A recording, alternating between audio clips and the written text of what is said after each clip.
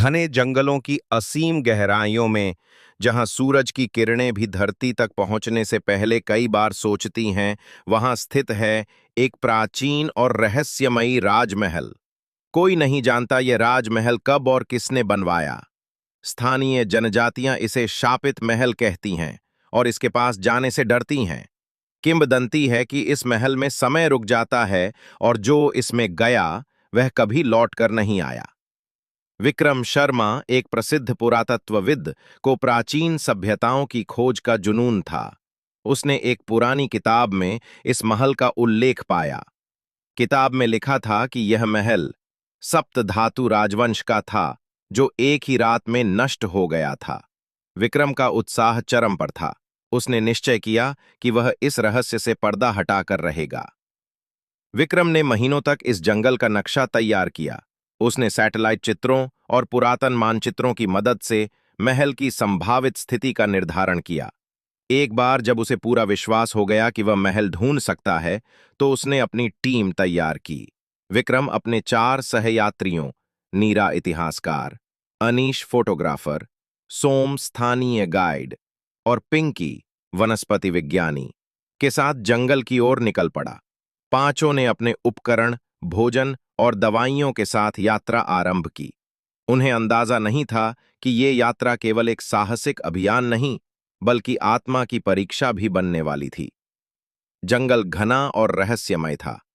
रास्ते में उन्हें कई विचित्र वनस्पतियां और अजीब ध्वनियां सुनाई दीं।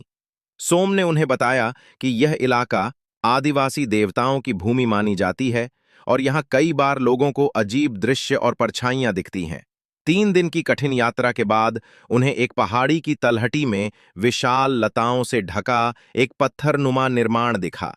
जब उन्होंने उसे साफ करना शुरू किया, तो धीरे धीरे एक विशाल द्वार प्रकट हुआ, जिस पर कुछ अज्ञात भाषा में लिखा था।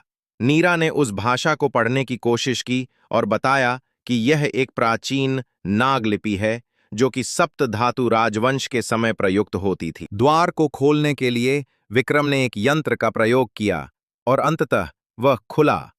उसके पीछे जो दृश्य था, वो सभी के रोंगटे खड़े कर देने वाला था। एक विशाल प्रांगण, चारों ओर खंभों की श्रृंखला और बीच में एक सिंहासन, जिस पर सोने जैसा कुछ चमक रहा था। लेकिन सब कुछ निर्जन, शांत और भयावह था। महल में प्रवेश करते ही अनीश ने फोटो खींचनी शुरू कर दी, लेकिन जैसे ही उसने पहला फ्लैश चलाया, दीवारों पर अंकित चित्र अचानक जीवंत हो उठे। ऐसा प्रतीत हुआ जैसे वे चित्र उन्हें देख रहे हों। पिंकी को दीवारों पर कुछ अजीब वनस्पति उगती दिखी, जो सामान्य नहीं थीं। नीरा ने कुछ शिलालेख पढ़े, जिसमें एक चेतावनी थी, जो समय के प्रवाह को छुएगा वह काल के जाल में फंस जाएगा। धीरे धीरे उन्होंने महल के कई कक्षों को खंगाला। एक कक्ष में उन्हें कई गुप्त द्वार दिखे, जिनमें से एक पर 7 रंगों की धातुओं से बना चिन्ह बना था।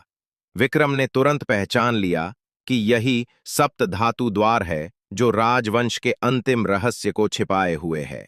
जैसे ही वे सप्त धातु द्वार के पास पहुंचे, नीरा को अचानक तेज सिरदर्द होने लगा और वह बेहोश हो गई। उसी समय महल की दीवारें कंपन करने लगीं, जैसे कुछ जाग गया हो। सोम ने बताया कि यह स्थान शापित है और अब वे सभी महल की चेतना में प्रवेश कर चुके हैं। अगले दिन जब वे जागे, तो पाया कि समय जैसे ठहर गया है। घड़ी काम नहीं कर रही थी, सूरज वहीं था जहां कल था और उनका खाना भी ताजा था। यह अनुभव उनके लिए भयावह था। महल के गर्भगृह में विक्रम को एक प्रतिमा दिखी, जो हूबहू उसकी जैसी थी। शिलालेख में लिखा था, राजा विक्रमसेन, आखिरी उत्तराधिकारी। अब वे विक्रम को समझ आया कि उसका इस महल से कुछ गहरा संबंध है।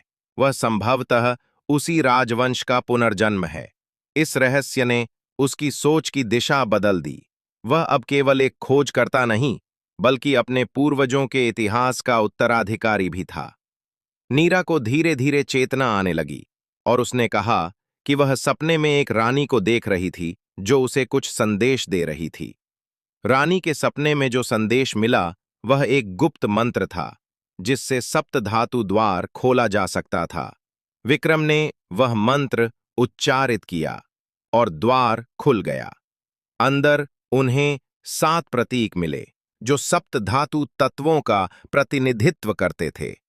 सोना, चांदी, तांबा, सीसा, लोहा, पारा और जस्ता। इन प्रतीकों के बीच एक शिला पर लिखा था, जब वंशज सत्य को जानेगा और सच्चे हृदय से क्षमा मांगेगा, तभी यह शाप टूटेगा। विक्रम ने शिला के सामने ध्यान लगाकर क्षमा मांगी और उसके अश्रु शिला पर गिरे। एक तेज रोशनी फैली और महल की दीवारें धीरे धीरे पिघलने लगीं, जैसे वर्षों का भार उतर रहा हो। महल की चेतना ने विक्रम को अंतिम संदेश दिया, अब तू मुक्त है, पर इस रहस्य को संसार में फैला मत देना। ये ज्ञान केवल उन तक पहुंचे जो उसे संभाल सकें। महल धीरे धीरे ध्वस्त होने लगा, परंतु विक्रम और उसकी टीम सुरक्षित बाहर निकल आई। जब वे वापस शहर पहुंचे तो उन्होंने अपने अनुभव को केवल आंशिक रूप में साझा किया। विक्रम ने वो स्थान संरक्षित क्षेत्र घोषित करने का प्रस्ताव सरकार को भेजा। राजमहल अब भी जंगल के बीच अपने रहस्य को सहेजे हुए है। विक्रम अपने सपनों में उस महल को देखता है, पर अब भय नहीं बल्कि शांति महसूस करता है। वो जानता है कि वो केवल एक खोजकर्ता नहीं बल्कि एक उत्तराधिकारी है, इतिहास, शौर्य और रहस्य का उत्तराधिकारी।